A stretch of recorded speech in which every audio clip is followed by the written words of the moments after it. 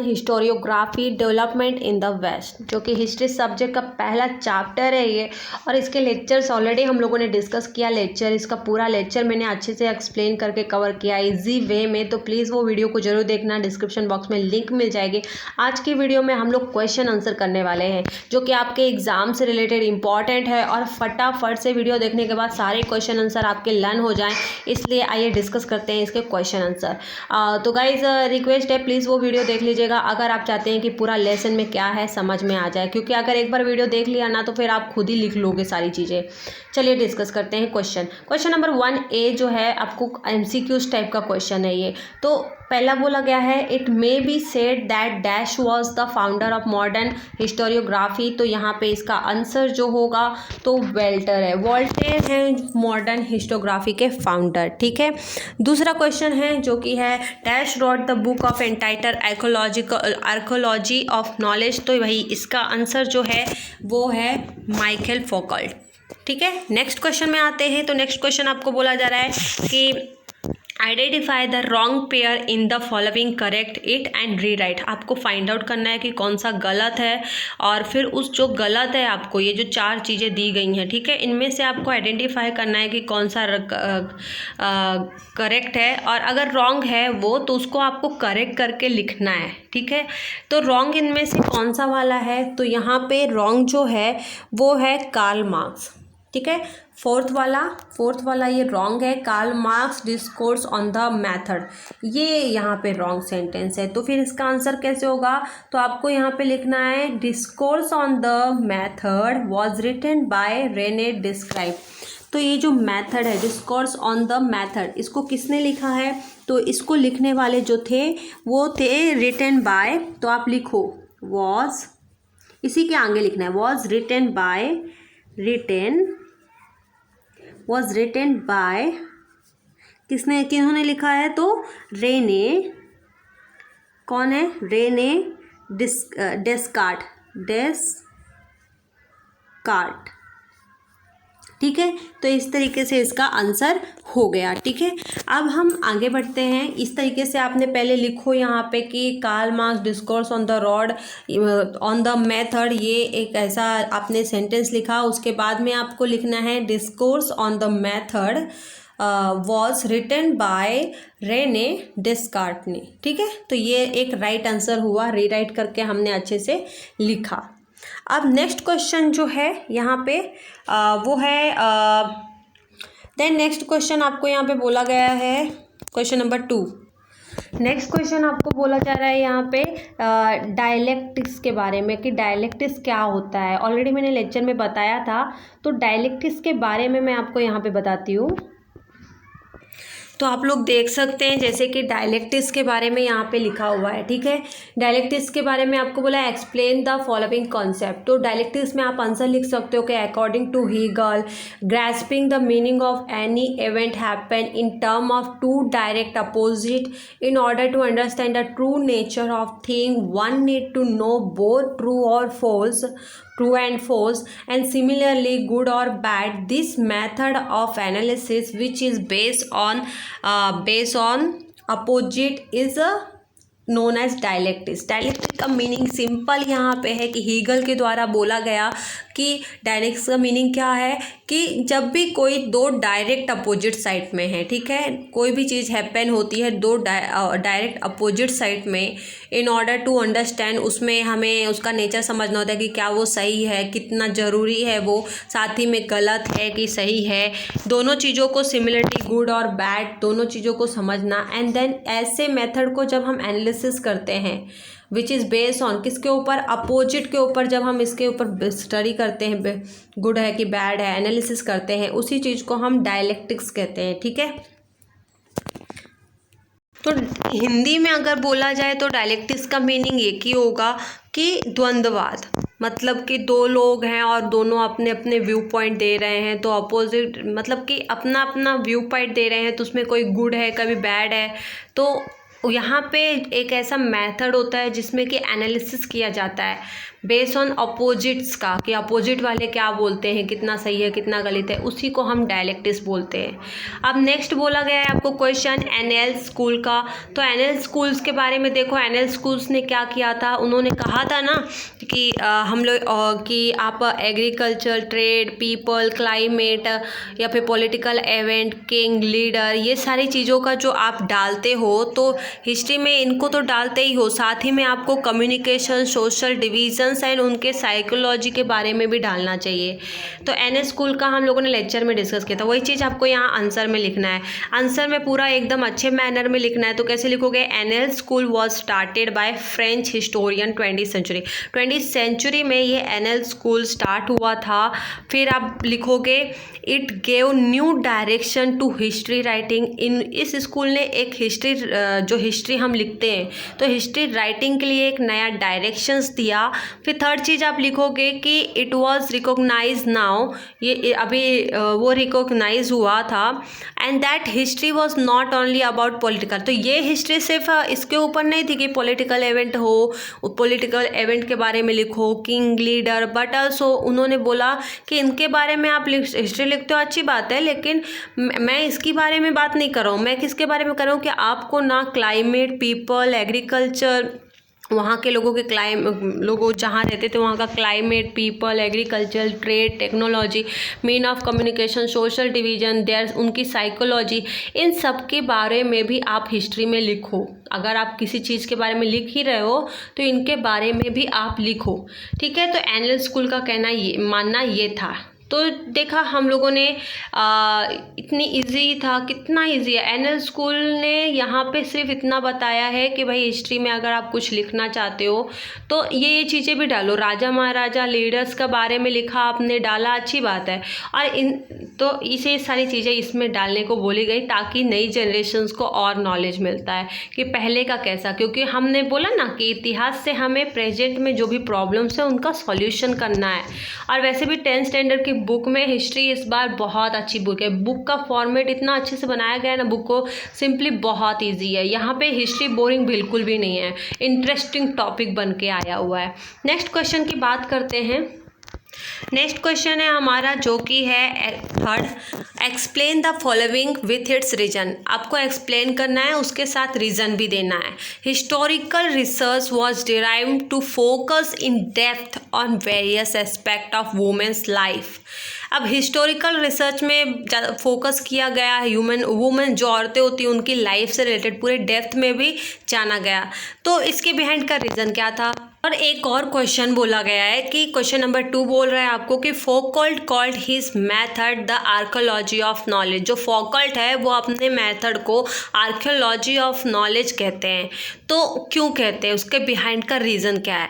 तो ये दोनों क्वेश्चंस हम लोग सॉल्व करते हैं। तो इसके आंसर्स मैं आपको बताने जा रही हूँ, तो प्लीज़ उसको ध्यान से देखिए।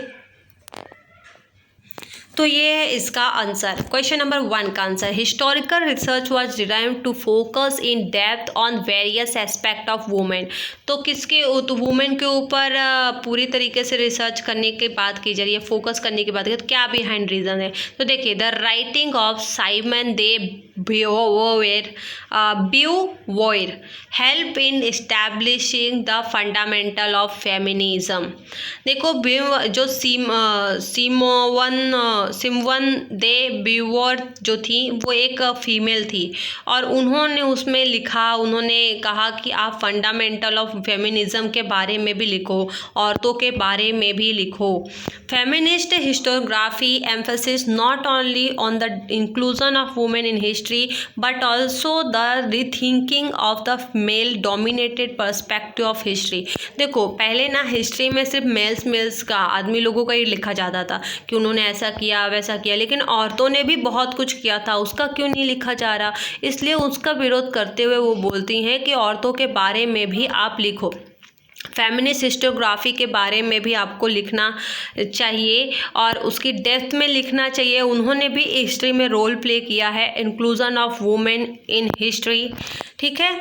देन नेक्स्ट है as a result historical research was derive by to focus in depth on various aspect of woman life, कि वुमन की लाइफ कैसी थी, फिर सच एज उनको employment, their role in trade union, की ट्रेड यूनियन में किस तरीके से उन्होंने रोल किया, institution working for their cause, their family life etcetera. तो वो फैमिली, उनकी लाइफ, इन सब के लिए किस तरीके से उन्होंने काम किया, ये सारी चीज़ें उसमें लिखनी है। तो बस इतना ही था, तो इतने रीजंस थे। अब इतनी ईजी है कि नहीं, बहुत ईजी है।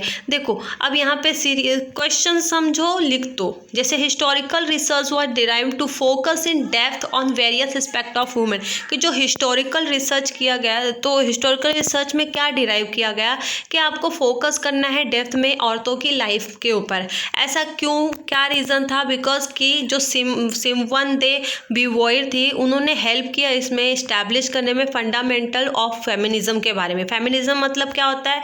तो औरतें लोगों के बारे में, ठीक है। तो यहाँ पे उन्होंने बोला कि जो फेमिनिस्ट हिस्टोग्राफी होती है, हिस्टोग्राफी मतलब क्या होता है? तो इतिहास लिखना है ना, किसी चीज़ में डीप में एनालिसिस करने के बाद में एक प्रूफ एविडेंस के साथ में जब आपको चीज़ मिल जाती है तो आप उसके बारे में लिखते हो और वो किताबों में छापते हो, हिस्ट्री बन जाती है। तो हिस्टोग्राफी में उन्होंने औरतों की भी हिस्ट्री में, जैसे कि झांसी की रानी लक्ष्मीबाई, ये सब बाद में लिखा गया। कि कब लिखा गया? जब इन्होंने कहा कि भाई हमें चाहिए आप औरतों के बारे में भी लिखो, तो उन्होंने डोमिनेटेड, जो मेल डोमिनेटेड थे, उनको बोला कि बाबा आपको वुमेंस के बारे में भी लिखना है ना। सब लोग फिर वुमेंस के बारे में लिखना चालू किए कि वुमेंस ने भी बहुत रोल प्ले किया है सोसाइटी में, फैमिली में, उनका एम्प्लॉयमेंट कैसा था, उन्होंने क्या रोल प्ले किया था ट्रेड यूनियन में, ये सारी चीज़ें। हो गए आंसर याद? ईजी है। अब आगे बढ़ते हैं। अब नेक्स्ट जो हमारा क्वेश्चन है, नेक्स्ट वाला, कि Foucault called his method archaeology of knowledge. जो फोकल्ट थे वो अपने मेथड को आर्कियोलॉजी ऑफ नॉलेज क्यों कहते थे? तो देखो फोकल्ट ने ना थोड़ा अटेंशन लिया। Foucault drew attention to the fact that archaeology does not strive to reach the ultimate historical truth, but attempt to explain various transitions in past. He felt that explaining the transitions in history is more important than arranging historical event in chronological order. He felt that explaining the transition in history is more important than arranging historical event in chronological order. Foucault supplement his method of historical analysis by including acknowledged area, unacknowledged area such as psychological disorder, science of medicines, prison administrations etc. Hence this method is called archaeology of knowledge. और उन्होंने इसके ऊपर एक book भी बनाई थी। तो भाई ये कहना क्या चाहते हैं, इसमें क्या लिखा है? तो देखो फैकल्ट ने अटेंशंस लिया, उन्होंने यहाँ पे ये अटेंशन लिया कि जो फैक्ट ऑफ आर्कियोलॉजी है, आर्कियोलॉजी मतलब कि जो पुरानी मूर्तियाँ बनाए, पुराने जो भी बने हुए, जैसे कि आप केव्स देख सकते हो, टेम्पल्स देख सकते हो, तो ये पुरानी चीज़ें हैं, ठीक है। आर्कियोलॉजी जो चीज़ें आपको मिली हैं पहले से, नेचर से मिली हैं, ठीक है, जो कि पहले से बनी थी, किसी ने इतिहास में बनाया होगा, तो ऐसी चीज़ें जो मिली हैं। Does not strive to reach the ultimate historical truth. अब यहाँ पे आर्कियोलॉजी का एग्जैक्टली पहले मीनिंग आप समझ लो, ताकि आप आंसर अच्छे से लिख पाओ। आप लोग देख रहे हो ये जो चीज़ें आपको दिख रही ना स्क्रीन में, ये है आर्कियोलॉजी। समझ में आ रहा है? इसे हम बोलते हैं आर्कियोलॉजी। अच्छे से देख लो, तो ये जो चीज़ें मिलती हैं ये हमारा आर्कियोलॉजी है। आर्कियोलॉजी में ये डिस्कवर किया जाता है, इस सारी चीज़ें होती हैं। तो यहाँ पे जो फोकल्ट थे उन्होंने अटेंशन लिया है और उन्होंने बोला है कि to the fact that archaeology does not strive to reach the ultimate historical truth. ये पूरी तरीके से अल्टीमेट हिस्टोरिकल ट्रूथ पूरी तरीके से नहीं कह पाएगा, but attempt to explain various transition in past. ये सिर्फ बता पाता है कि पास्ट में ये ट्रांजिशंस हुए थे, ये चीज़ें हुई थी। And he fail that explaining the transition, उनको ऐसा लगा कि जो ट्रांजिशंस होते हैं हिस्ट्री के मोर इम्पॉर्टेंट होते हैं, लेकिन जो अरेंजिंग होता है historical event in chronological order. Chronological order में जैसे कि आप एग्जांपल में समझ लो, जैसे जनवरी, फरवरी, मार्च, अप्रैल, लाइन से मैं बोल रही हूँ। जनवरी के बाद मार्च बोल रही हूँ क्या? ऐसा नहीं, लाइन से जा रहे हैं हम। उसी तरीके से हिस्ट्री में भी जो भी पास्ट इवेंट हुए हैं वो सब लाइन से जाना चाहिए, ठीक है। तो यहाँ पे जो आर्कोलॉजिस्ट होते हैं, तो कभी कभी ये आर्कोलॉजिस्ट हमें इनको बराबर लाइन से दिखाना, बराबर लिखना, ये इम्पॉर्टेंट होता है। तो उन्होंने कहा कि he felt that explaining the transition in history is more important than arranging historical event in chronological order. इन्होंने बोला क्रोनोलॉजिकल ऑर्डर में आप लिखो, उससे बेटर है कि आपको ये होना, ट्रांजिशन ऑफ हिस्ट्री को ध्यान में देना चाहिए। Foucault supplement his method of historical analysis by including unechnologist area such as psychological उन्होंने disorder, science of medicine, prison administration etc. Hence इन्होंने इस सारी चीज़ों को इंक्लूड किया अपने इसमें, और इन्होंने अपनी बुक में बहुत ही अच्छे से बताया कि भाई आपको इस ऑर्डर में क्यों नहीं ले जाना चाहिए, आपको आर्कियोलॉजी के थ्रू जाना चाहिए, जो ये चीज़ें मिली हैं इसके थ्रू आपको करना चाहिए। तो ये सारी चीज़ें हैं, ठीक है। तो यही आंसर में आपको लिखना है, तो इसी को कॉल्ड आर्कियोलॉजी ऑफ नॉलेज बोलते हैं। आई होप कि आपको समझ में आ गया होगा, आप इसका आंसर लिख पाओगे। नेक्स्ट क्वेश्चन में बढ़ते हैं। नेक्स्ट क्वेश्चन है हमारा, answer the following in 25-30 word. 25 से लेके 30 वर्ड में आपको इसका आंसर देना है। तो व्हाट इज़ द हिस्टोरियोग्राफी। फिर दूसरा क्वेश्चन है, what did Rene Descartes insist upon, कि रेने डिस्कार्ड क्या क्या कहना है। तो ये दो क्वेश्चंस हैं। और तीसरा क्वेश्चन है, why is Voltaire said to be the founder of modern historiography. Voltaire को फाउंडर ऑफ मॉडर्न हिस्टोग्राफी क्यों कहा गया। तो ये 3 क्वेश्चंस हैं और इनका आंसर हम देखते हैं। तो हमारा जो पहला क्वेश्चन है, व्हाट इज़ हिस्टोरियोग्राफी, तो यहाँ पे आप लिख सकते हो कि the writing of critical historical narrative. Narrative मतलब कि जब किसी चीज़ का हम वर्णन करते हैं पूरी तरीके से एनालिसिस करने के बाद पूरा उसका पूरा का पूरा वर्णन करना, ठीक है। तो the writing of critical historical narrative is known as historiography, कि किसी चीज़ का पूरी तरीके से क्रिटिकल एनालिसिस करना बोल सकते हो आप, या फिर क्रिटिकल हिस्टोरिकल नैरेटिव आप बोल सकते हो, सेम ही है, ठीक है। देन नेक्स्ट है, a scholar who right such a narrative. वो जो बंदा जो लिखता है उसको हम बोलते हैं हिस्टोरियन। जैसे कि एक राजा है और उसके बारे में हम लिख रहे हैं, ठीक है। उसके ही प्रजा का एक बंदा है जो कि गाना गा के पूरा इसका वर्णन किया जा रहा है।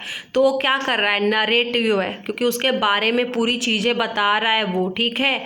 और जब वो किताबों में उतार देता है तो वो नरेटिव जो उतारता है तो उस चीज़ को हम हिस्टोग्राफी बोलते हैं। लेकिन जब वो किताब में लिखता है तो जो लिखने वाला है इसको हम हिस्टोरियन बोलते हैं, ठीक है। जैसे कि एग्जांपल में आप हो, आप अपने इस चैनल का, अपना जो यूट्यूब चैनल है ये जिसमें आप देख रहे हो वीडियो, तो इसकी बहुत तारीफ़ करते हो, वर्णन करते हो कि एक से एक वीडियो आती हैं, एक से एक बहुत हेल्पफुल वीडियो है, बहुत काम आता है, बहुत अच्छे रैंक आते हैं हमारे इसको देखने से। अब आप एक्सप्लेन कर रहे हो, क्या कर रहे हो, नरेटिव कर रहे हो, ठीक है। क्या कर रहे हो, नरेटिव कर रहे हो। जब आप ऐसी चीज़ करते हो और फिर सपोज़ आपने ये सारी चीज़ें अपनी खुद की पर्सनल डायरी में लिखी हैं, तो आप क्या कर रहे हो, आप आगे चल के वो हिस्ट्री में भी कन्वर्ट हो सकती हैं, ठीक है। एक जस्ट एग्जांपल है, तो इसे नरेटिव बोलते हैं। और इसी चीज़ को हम हिस्टोरियोग्राफी बोलते हैं, कि जब किसी चीज़ डिप में स्टडी करो और उसको एनालिसिस करो, क्रिटिकली एनालिसिस करने के बाद फिर लिखो प्रूफ और एविडेंस के साथ में, उसे हम हिस्टोरियोग्राफी बोलते हैं। कुछ स्लोकर होते हैं जो लिखते हैं नरेटिव को, जो लिखने वाला है उसे हम हिस्टोरियन बोलते हैं, जो इतिहास लिखता है ना उसको हिस्टोरियन बोलते हैं। तीसरी चीज़ है कि the style of writing is determined by conceptual framework. जब भी हम कोई चीज़ लिखते हैं तो एक कंसेप्चुअल फ्रेमवर्क में होना चाहिए। हिस्टोरियन के द्वारा ये एक कंसेप्चुअल फ्रेमवर्क मतलब पूरी तरीके से सही हो, रियलिटी में हो, एविडेंस के साथ हो, हकीकत में हुई हो, पास्ट में, तो ऐसी चीज़ों को हम कंसेप्चुअल फ्रेमवर्क बोलते हैं। तो जो राइटिंग की स्टाइल है वो कंसेप्चुअल फ्रेमवर्क में होनी चाहिए। तो ये था हमारा व्हाट इज़ अ हिस्टोरियोग्राफी और क्या होता है ये पूरा जाना हमने, ठीक है। What did René Descartes insist upon. अब नेक्स्ट क्वेश्चन, तो देखो René Descartes insist on verifying the reliability of historical document by critically examine them. René Descartes बोलते हैं कि आप जब इतिहास लिखते हो तो वो इतिहास को पूरा रियलेबिलिटी कि रियलिटी में होना चाहिए, वो रिएबल होना चाहिए, उसको अच्छे से वेरीफाई करो। जो भी आप डॉक्यूमेंट लिख रहे हो उसको, जो भी हिस्टोरिकल डॉक्यूमेंट है उसको वेरीफाई करो, उसको क्रिटिकली एग्जामिन करो। देन उन्होंने कहा कि he also made a rule never to accept anything for truth till all around of doubt are excluded. जब तक आपको कोई डॉक्यूमेंट है, आपको सपोज कोई मैन्युस्क्रिप्ट मिला, ठीक है, अब आपको जो मैन्युस्क्रिप्ट मिला है, मैन्युस्क्रिप्ट क्या होता है, तो कोई भी अगर मैन्युस्क्रिप्ट मिलता है, जैसे कि एक किताब जैसे लिखा रहेगा ऐसे, तो उसमें कुछ सारी ऐसी चीज़ें लिखी रहेंगी, उसे मैन्युस्क्रिप्ट आप बोलोगे, ठीक है। तो अगर कुछ आपको ऐसा मिलता है और आप उसको अच्छे से अगर वेरीफाई नहीं करते, जब तक आपको उस मैन्युस्क्रिप्ट से रिलेटेड आप पूरा अच्छे से एनालिसिस करोगे कि क्या सच में ये पास्ट में था कि किसी ने बनाया हुआ है, या फिर आपको कोई किताब मिली तो आप वो माना कि 100 साल पुरानी है, कितने साल पुरानी है, पूरा एनालिसिस करोगे ना, कौन से पेपर में लिखा है। जब तक आपके मन के सारे संशय दूर नहीं हो जाते, डाउट क्लियर नहीं हो जाता, तब तक आप उसको लिखोगे नहीं। जब आपके सारे डाउट क्लियर हो जाएंगे, आपको लगता है इस चीज़ में सच्चाई है और प्रूफ भी है, तब आप उस चीज़ को लिखोगे। यही चीज़ उन्होंने कही है। अब थर्ड क्वेश्चन है,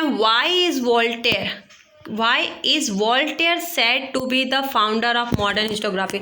वॉल्टेयर को फाउंडर ऑफ मॉडर्न हिस्टोग्राफी क्यों कहा गया है? साथ ही में आप इस तरीके का भी क्वेश्चन बोल सकते हो कि what was the Voltaire opinion on writing history. Voltaire के क्या ओपिनियन थे? दोनों का आंसर एक ही होगा। Voltaire opinion that along with objective truth and chronological event considering social traditions, trade, economy, agriculture were also important in historiography. Walter कहते हैं कि जब आप इतिहास लिखते हो ना, तो इतिहास में जो आप क्रोनोलॉजिकल इवेंट में लिखते हो कि ये राजा आया, फिर इसके बाद ये राजा हुआ, अच्छी बात है, लिखो उसमें, लेकिन आप सोशल ट्रेडिशंस, उस राजा के टाइम का सोशल ट्रेडिशन क्या था, ट्रेड कैसे होता था, वहाँ राजा के टाइम पे इकोनॉमी कैसी चलती थी, एग्रीकल्चर्स कैसे थे, ये सारी चीज़ों को भी इम्पोर्टेंस दो, इनको भी अपनी हिस्टोरियोग्राफी में लिखो, अपने इतिहास में लिखो, ठीक है। नेक्स्ट वो बोलते हैं कि this opinion give rise to the thought that understanding all aspect of human life is important for history writing. अब जो हिस्ट्री लिखते हैं, हम इतिहास लिखते हैं, तो इतिहास में ह्यूमन लाइफ का, हम लोगों की जो लाइफ का इम्पॉर्टेंट चीज़ है ये कि लोग कैसे थे, वहाँ के विचार कैसे थे, ये सारे, और वुमन से लेकर जो ह्यूमन बींग होता है उसकी लाइफ से रिलेटेड ना सारे एस्पेक्ट को आपको हिस्ट्री में कवर करना चाहिए, वो लिखना चाहिए। फिर आप तो all aspect of human life, इन सबको कवर करना है ना, ये एक नया ओपिनियन नज़र आया।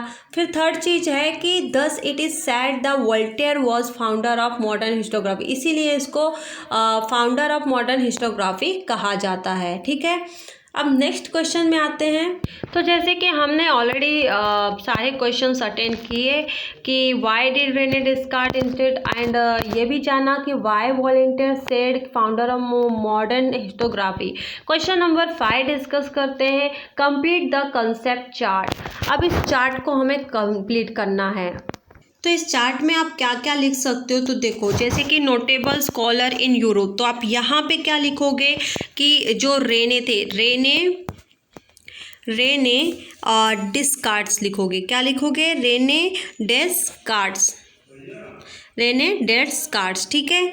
नेक्स्ट आप यहाँ पे लिख सकते हो लीपोल्ड वॉन रैंके। क्या लिखोगे? लियोपोल्ड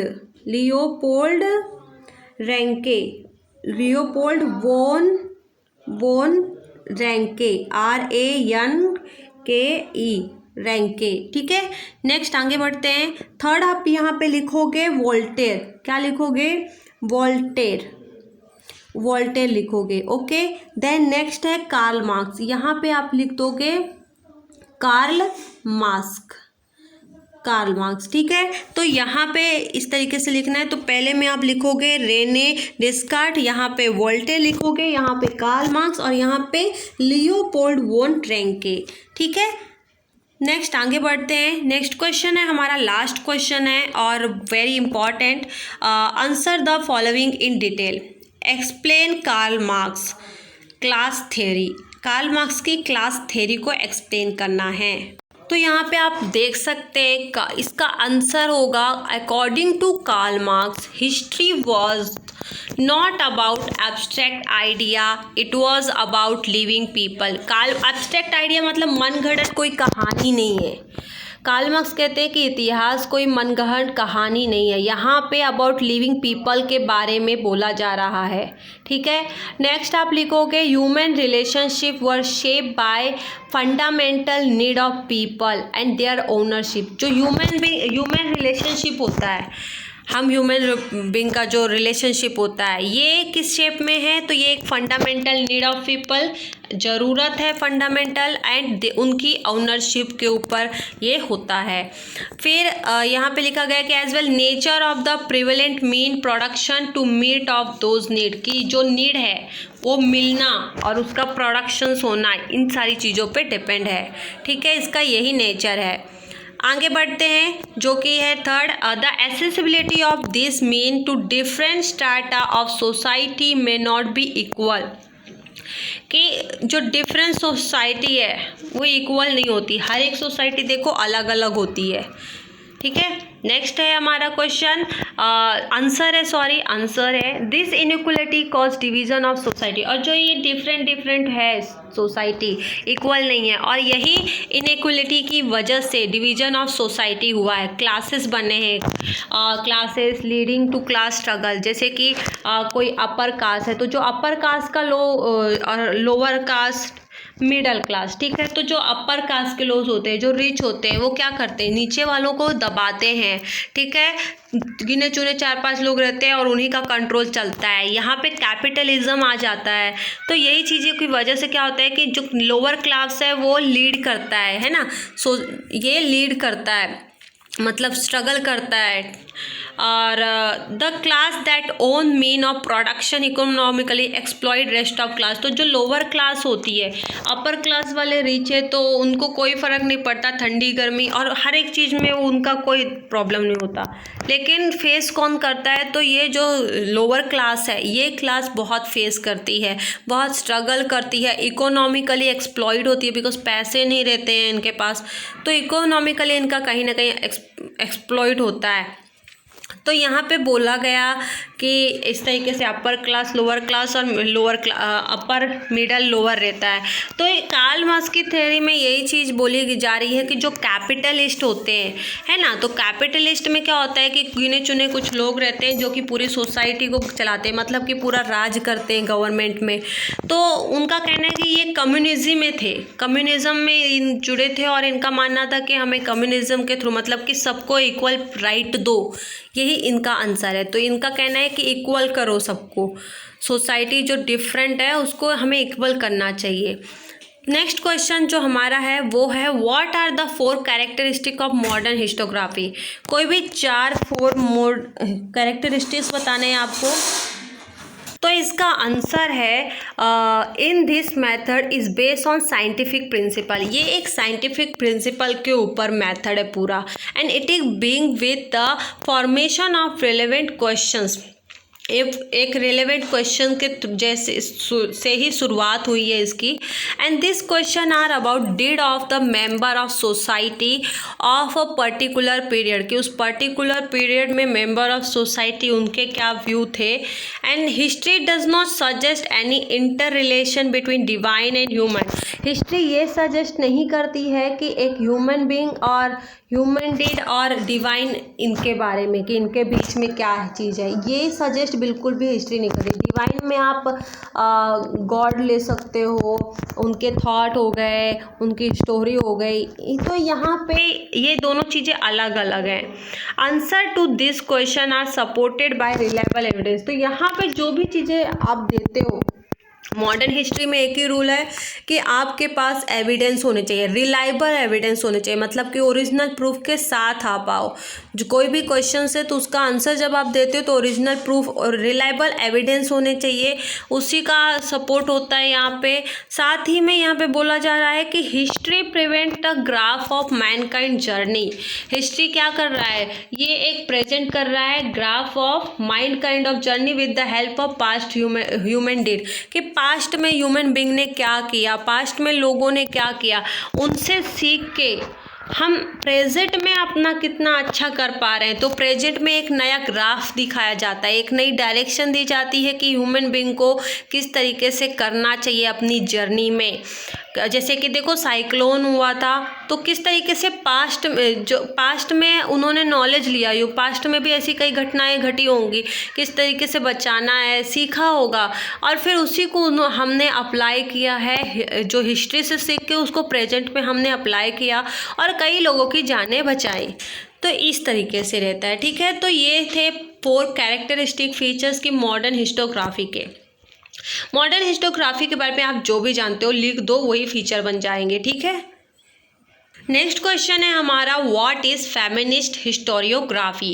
तो फेमिनिस्ट हिस्टोरियोग्राफी क्या होती है, तो यहाँ पे बोला गया है द रिस्ट्रक्चरिंग ऑफ हिस्ट्री। जब हम रिस्ट्रक्चर करते हैं, वापस एक हिस्ट्री को नया स्ट्रक्चर करते हैं from the perspective of women. जब ह्यूमन के जो देखो हिस्ट्री में पहले मेल लोगों का, आदमी लोगों का ही डाला जाता था, वुमेन का नहीं, लेकिन जब हमने हिस्ट्री को वापस से रिस्ट्रक्चर किया, वापस से एक नया फॉर्म में लाया, तो उसमें वुमेन्स को भी डाला गया, वुमेन्स के बारे में भी डाला गया, तब ऐसी चीज़ों को फेमिनिस्ट हिस्टोरियोग्राफी बोला गया। क्या बोला गया, feminist historiography. Feminist historiography emphasizes not only the inclusion of women in history but also rethinking of the male dominant perspective of history। कि मेल डोमिनेट जो होते हैं, जो मेल साइड के होते हैं, उनको ना वुमेन से रिलेटेड भी थिंकिंग रखनी चाहिए, एक रीथिंकिंग रखनी चाहिए।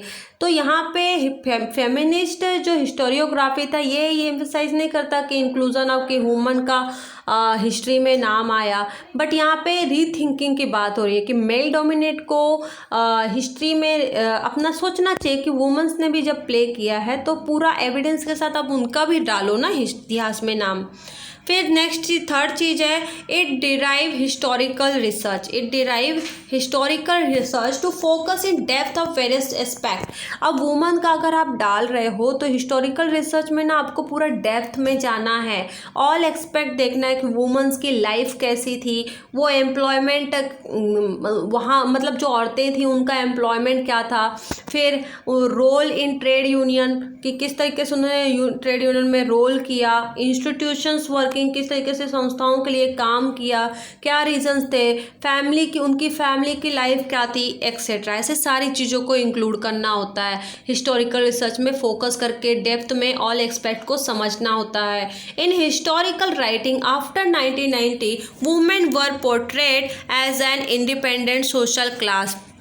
और फिर हिस्टोरिकल राइटिंग में जब हम इतिहास लिखते हैं तो 1990 के बाद वुमेन्स लोगों जो औरतें थीं उनका portrayed as a independent social class में उनको डाला गया कि उनको भी भाई सोशल क्लास में इंडिपेंडेंट मिलनी चाहिए। तो इस तरीके से चीज़ें डाली गई और तो इतिहास में की सारी चीज़ें हमें लिखनी है, डेप्थ में जाना है, यही चीज़ ये आंसर बताता है। तो what is a feminist historiography. I hope कि आपको समझ में आया होगा कि डेप्थ में पूरा all expect of women lifes, उनके सारे एम्प्लॉयमेंट, ट्रेड रोल को जो रोल प्ले किए, सब कुछ आना चाहिए उसमें, ठीक है।